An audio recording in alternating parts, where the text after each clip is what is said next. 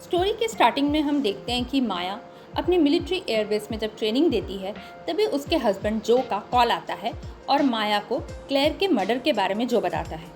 इधर डिटेक्टिव सामी और मार्टी माया के घर पे आते हैं उसे ये इन्फॉर्मेशन देने के लिए कि जो और क्लेयर का मर्डर एक ही गन से हुआ है। फिर डिटेक्टिव सामी और मार्टी माया से बहुत तरीके के सवाल पूछते हैं क्योंकि माया की बहन क्लेयर और जो दोनों बर्केट इंटरप्राइजेस में एक साथ काम करते थे। तो जो का और कहीं क्लेयर का अफेयर तो नहीं था, यह सोचकर मार्टी और डिटेक्टिव केयर्स उससे बहुत तरीके के सवाल पूछते हैं, पर माया उन्हें बताती है कि ऐसी कोई बात नहीं। मार्टी और डिटेक्टिव केयर्स दोनों माया से बातें करते हैं और उसे कंसोल करते हैं क्योंकि उसका बहुत बड़ा लॉस हो जाता है, क्योंकि एक ही साथ उसकी बहन और उसके हस्बैंड दोनों की हत्या हो जाती है।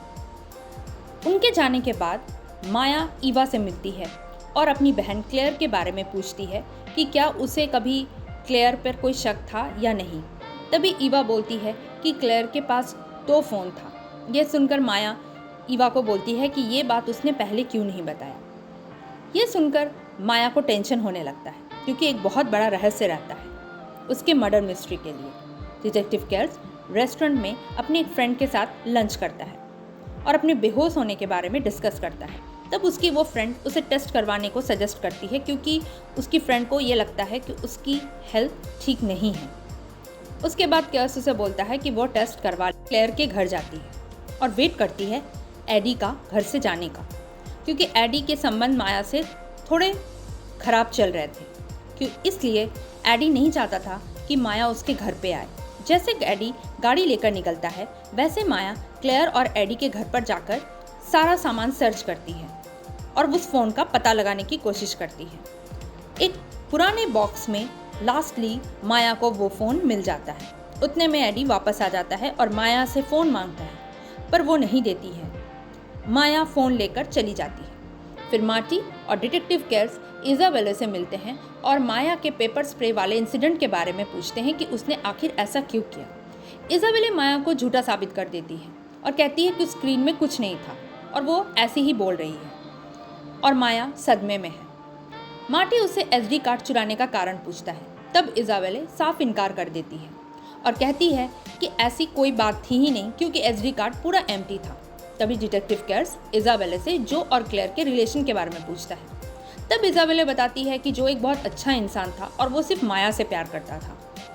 इधर माया क्लेयर के पुराने फ़ोन को ऑन करती है और उसे बार बार एक नंबर पे डायल कॉल मिलता है और फिर उस नंबर को वो पता लगाने की कोशिश करती है कि बेटी एबी अपने पापा एडी से जाके क्लेयर के मौत के बारे में पूछती है, पर एडी उसे समझाकर भेज देता है और कहता है कि उसकी माँ उन लोगों से बहुत प्यार करती थी क्योंकि एबी थोड़ी सी बड़ी थी और वो समझदार भी थी।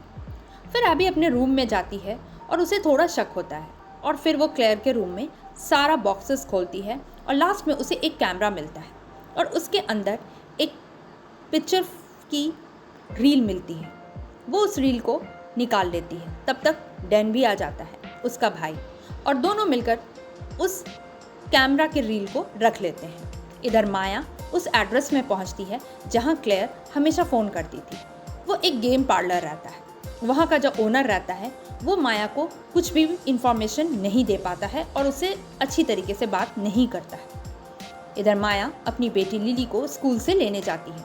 तभी जूडियत जो की माँ का कॉल आता है और वो माया से पूछती है कि वो कहाँ है। जब माया उसे बताती है कि वो लिली को लेने आई है तब वो बोलती है कि वो इज़ाबेला से माफ़ी मांगे और उसे वापस आने को कहे, और साथ में ये भी बताती है कि फार्नवुड लाइब्रेरी में 10 बजे वसीयत पढ़ी जाएगी और उसे वहाँ मौजूद रहना होगा। तभी माया की नज़र वो रेड कार में पड़ती है जो कि उसका पीछा कर रही थी।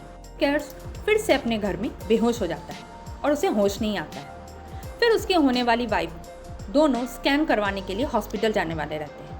डिटेक्टिव केयर्स अपनी होने वाली वाइफ को बोलता है कि वो गाड़ी ड्राइव करे, पर उसकी वाइफ समझ नहीं पाती है और वो गाड़ी ड्राइव नहीं करना चाहती है अपनी प्रेगनेंसी के दौरान, पर केयर्स नहीं मानता है और फिर लास्टली उसकी वाइफ ड्राइव करके ले जाती है। इधर माया शेन से मिलती है।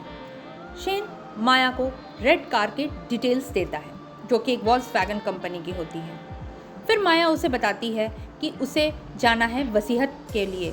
तभी शैन उसे कॉरी, जो कि इन्फॉर्मर रहता है जिसने माया का वीडियो लीक किया था मिलिट्री वाले केस में, वो वापस आ जाता है। उस बारे में उसे शैन बताता है और बोलता है कि माया को अब ट्रबल आ सकती है। पर माया उसकी परवाह नहीं करती है क्योंकि माया के लाइफ में पहले से ही बहुत सारा प्रॉब्लम चल रहा था।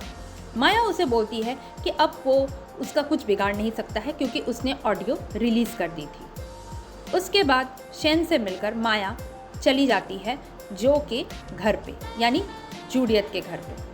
फिर वहाँ पे वसीयत पड़ी जाती है। फिर माया बाहर टहलने के लिए गार्डन में आती है। तभी कैरोलिन, जो कि बहन रहती है, जिसकी संबंध माया के साथ अच्छा रहता है, वो उसके साथ गार्डन में टहलती है और जो और एंड्रू, जो कि जो का भाई रहता है, जो कि पहले ही मर चुका है, उसके बारे में दोनों बातें करती हैं। माया से पूछती है कि क्या उसे एंड्रू की मौत का कारण पता है। तब माया उसे बताती है कि हाँ, उसे जो ने बताया था कि एंड्रू ने याद से जंप करके अपनी जान दे दी थी, उसने आत्महत्या कर ली थी। उसके बाद एबी और डैन दोनों फोटोग्राफी के शॉप पे जाते हैं और जाकर वो रील देते हैं और जाकर उस सारे फ़ोटो को वॉश करवा के लाते हैं जो कि उसकी माँ क्लेयर ने कभी खींचे थे। दोनों बैठकर पिक्स देखते रहते हैं। उतने में ही उनकी नज़र एक लड़के पे पड़ती है जो कि क्लेयर के साथ बैठा हुआ था।